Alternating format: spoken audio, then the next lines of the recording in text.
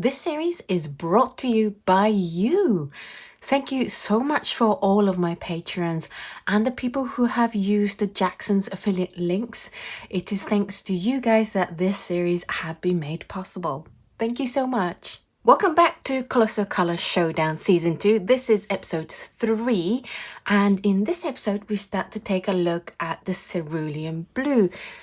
Before I start though, I do have to make a correction. It's a mistake I made in the last 2 episodes where I said Roman Szmal doesn't include honey, and Annette very kindly pointed out that actually it does include honey, and I'm so grateful that she did, because it's a lot of information that I have to research and process over. We cover 120 different watercolors in a season, and I do all the research in one go. And sometimes really critical information like that slips past me. And so I'm really grateful that you guys are here to pick up on those missing information, or maybe information that I get wrong. On the first episode of this season, I did go back through the comments and I put a pinned post of the summary of some of the really useful information that you guys have given me. So thank you so much for your contribution in the comment section as well.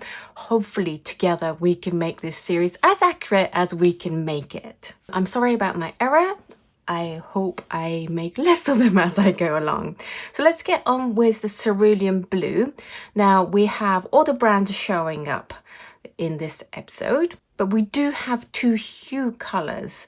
One is Schmincke. We have Cerulean Blue hue. Cerulean Blues are either usually PB35 or PB36, and they do have a PB35 color called Cobalt Azure, but because this series is about looking at colors according to their name, I've gone for the Cerulean Blue hue instead, because Cerulean Blue is what we're having a look at. So that is a PW4 with PB15:3. That's basically a bit of white with phthalo blue green shade. Now the other one is by Mission Gold. They don't have an alternative Cerulean Blue color, and they just call this Cerulean Blue, but when you look at it, it's PB15:3 again, which means it's actually just phthalo blue green shade. At least with Schmincke, they tried to mix it with white, so it looks a little bit more like they tried, whereas with Mission Gold, they just didn't bother trying at all. So we have 2 hue colors, and then we have mainly PB35s and PB36. PB35s are the Daniel Smith, Holbein, Winsor Newton, and the Old Holland. And then the 36s are Core, M. Graham, Roman Szmal, Da Vinci, and MaimeriBlue. We do have one odd one out, which is the Sennelier one. Their Cerulean Blue is actually made with PB28, which most brands actually call it Cobalt Blue rather than Cerulean Blue. My first impression is, I'm not sure if the camera can pick it up because it's less obvious once the paint dries, but certainly while I was painting, I definitely noticed that the Old Holland one and the Winsor Newton one was a little bit more yellow tinted than the other colors. It's a little bit warmer color than all the other brand. And also with the Daniel Smith and Sennelier, you can really see the strokes left over in the swatch. Now, I do use a cheap paper, and the reason why I use cheap paper for these tests is because if the color behaves well on this cheap paper, which is Fabriano Academia, then whatever watercolor paper you use, it should behave itself on that as well. So I'm going for the lowest common denominator. So there's part that, but when you look at other colors like Holbein, which went on really nice and smooth, the only difference that I felt while I was painting these 2 colors was that they felt a little bit jelly-like, thicker, maybe like a heavy milk, light cream kind of texture, whereas the other ones were more watery and smooth and easy to go on. They do all go on streaky, but then they even out. So some of the ones that went on really nicely evenly is particularly the Holbein.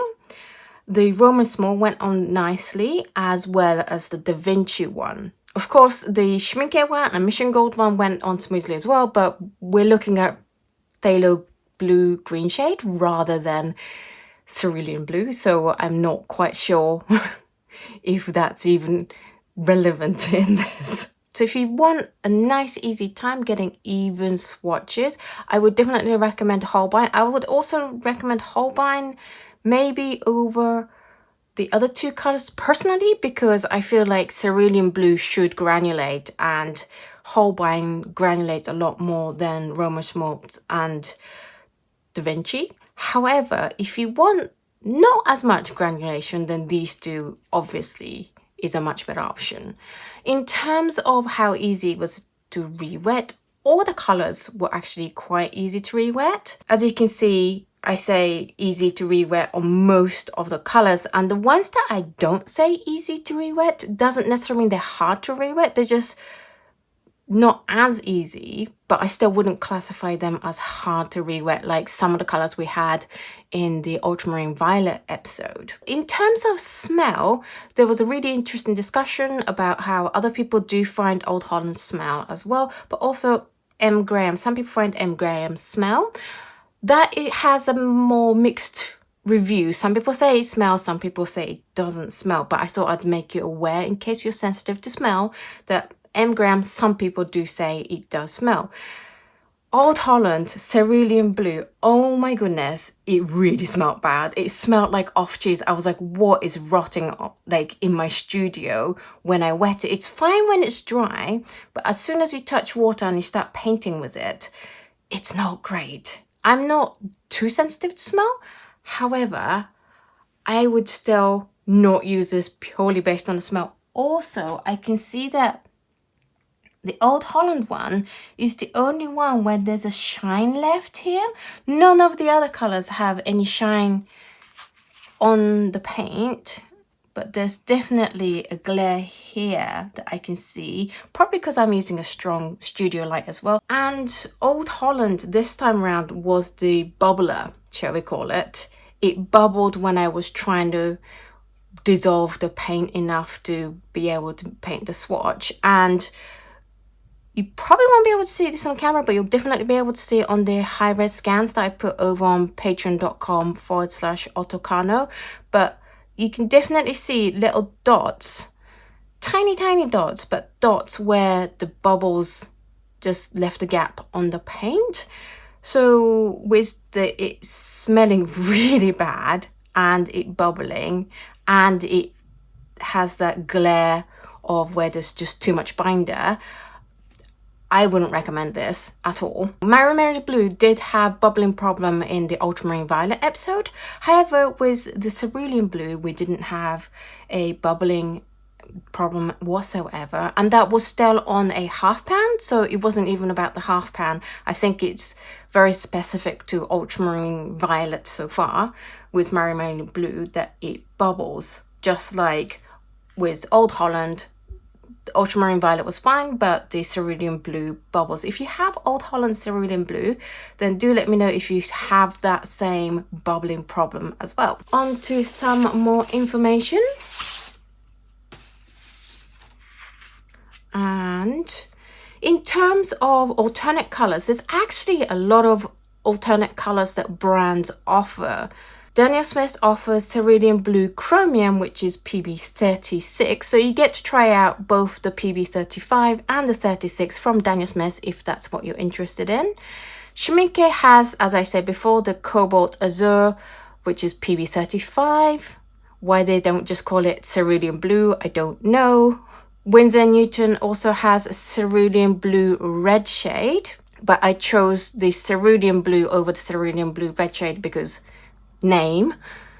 And then we have M. Graham, which has the Cerulean Blue Deep, which is PB36. So they're both PB36, but there's a really wide range of hues you can get between PB35 and 36s. If you look at handprint.com, there's a really interesting chart of where each brand's color lie in terms of how cool blue it is and warm blue it is. Roman Schmincke also has a Cobalt Cerulean Blue, which is PB35. So again, you get to try both PB36 and 35 from the same brand if that's what you're interested in. Old Holland offers 2 more alternatives, and that is Cerulean Blue Deep, PB36, and then Cerulean Blue Light, PB35. Then MaimeriBlue also offers Cerulean Sky Blue, PB35. In terms of price, Core for once isn't the most expensive tube. It's actually the Old Holland one at £2 per milliliter. Now, as I say always, these are priced from Jackson's. These are UK prices, and the prices of these watercolor will be different depending on what country you are in. Obviously, if you're in America, American watercolors are going to be a lot more affordable than it is over here. But it's interesting that the probably going to be the worst performing paint so far is the most expensive one. And then the cheapest one we have is Mission Gold, which is 45 pence per milliliter. However, as we said, it is a phthalo blue green shade. So if we don't count the hues, then the cheapest one will be the Winsor Newton one at 64 pence per milliliter. Most brands classify the Cerulean Blue as either semi-opaque or opaque. So let's see how the opacity test performed.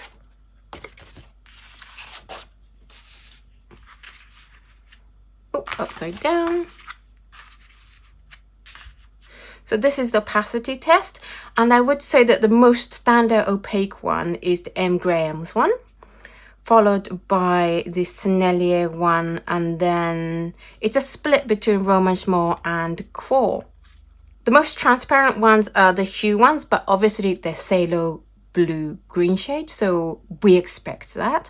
And this is the problem with using a completely different pigment and still call it the same name. What I mean by that is by using phthalo blue and still calling it cerulean blue rather than cerulean blue hue. At least with the Schmincke one, you know it's a hue without even understanding what the pigment codes should be, and so you can expect it to be acting quite differently. However, when you buy a tube that says cerulean blue, not hue, just cerulean blue, and it's a completely different pigment, you're going to get so confused as a beginner as to why it behaves so differently from all the other ones.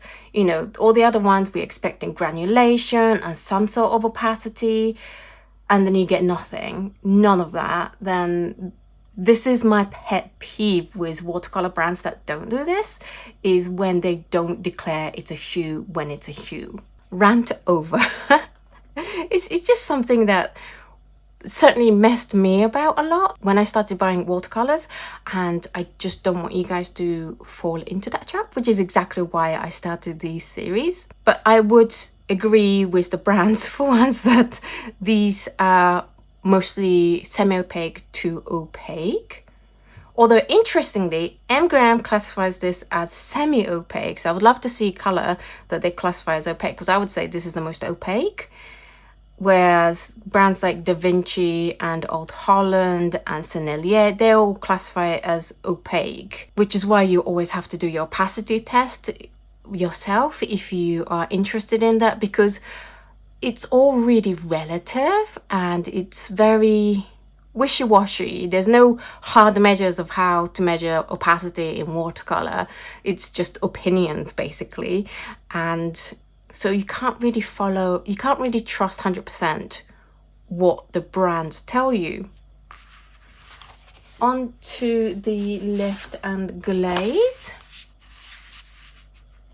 Here's the lift and glaze, and Cerulean Blue should be relatively easy to lift. It's a granulating color, it's a natural color, and they tend to be easier to lift, like ultramarine violet. The easiest one, I have to say, to lift was Old Holland. Now, when you're looking at swatches like this, and they all look kind of similar, say like here and here and here, they kind of look similar. There's a way to really tell which paint is the easiest to lift, and that is how clean this line is. So you see this line is very straight and crisp, whereas here it's a little bit more blurry, and that blur just means it was a little bit harder to lift than this one. That this one gave me a really nice clean lift. I almost stopped after the second time of applying the wet brush because it was all clear, but for consistency I did it 3 times. Basically there was no difference between after the second set of swipes and the third set of swipes. So if you are looking for a very, very easy to lift color and you can handle this awful smell, then this might be a good. But if you don't want to deal with the smell, I would definitely go for the Daniel Smith one. That was the second easiest one to lift. It came off pretty cleanly, there's nothing left on there, whereas here I can still see that there's still something left on the paper. So if you want a clean lift, go for Daniel Smith. Most of the other colors, I would say they're like semi-staining. You get these leftovers still, especially on these 3 and here. Obviously with the hues down here, it's really difficult to lift phthalo blues, and not surprisingly, very difficult to lift. And this is why I'm like, you can't use a phthalo blue and not call it hue of a cerulean, because you're expecting this and you get this. In terms of glazing, colors that lift easily are very difficult to glaze over, because when you come to put the second layer of paint down, then the first layer of paint starts to reactivate and just loosen up and lift off, and you get a lot of that in these colors where you can see it's all mottled and stripy, and some areas are light and some areas are dark. Cerulean blue in general, I wouldn't recommend glazing too much. You also can't see the layers very clearly, and this is like the first time where phthalo blue being in midst of cerulean blue helps me, in that with the phthalo blues you can really see a nice clear line here, it's even, and you don't get that with cerulean blue. And that's what you should have, is this patchy, difficult to layer color. That's what cerulean blue is. However, I don't even know what's happening here, because this is a phthalo blue and it's still stripy. So definitely don't recommend that at all whatsoever. It's interesting that in this swatch, the MaimeriBlue is definitely, the greenness is coming out a little bit more than the main swatch we had. And it's definitely more tropical blue, kind of warmer blue color than some of the more bluer, cooler blue colors. I would say it's like a softer version of a phthalo turquoise, and hopefully you can see that this and this color, but particularly this, I can see under this light is more yellow than the other colors. So that's it for this episode. I hope you found it interesting. Which one so far is your favorite color, and which one so far is your absolutely no-go color? Do let me know in the comments down below. If you've enjoyed these 2 videos where we looked at the cerulean blue and you're really wanting to try the colors out for yourself, but you don't want to pay 8 tubes worth of them because cerulean blues are expensive, then this month's dot card is perfect for you, because the Patreon exclusive dot card this month is the companion dot card to these videos. You get to try 8 cerulean blues from 8 top brands in watercolor. If you'd like to receive this dot card this month, then do head on over to patreon.com/Oto Kano and sign up to the appropriate tier, and this card will be on your doorstep very soon. In the next episode, we're going to be covering the granulation, how it reacts with salt, and how it mixes with other colors. So I look forward to seeing you in that episode. Thank you so much for watching this video.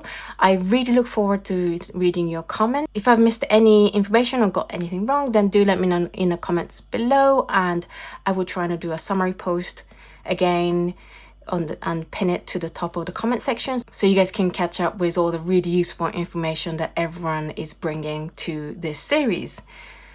Thank you so much for watching this video, and I will see you in the next video. Bye!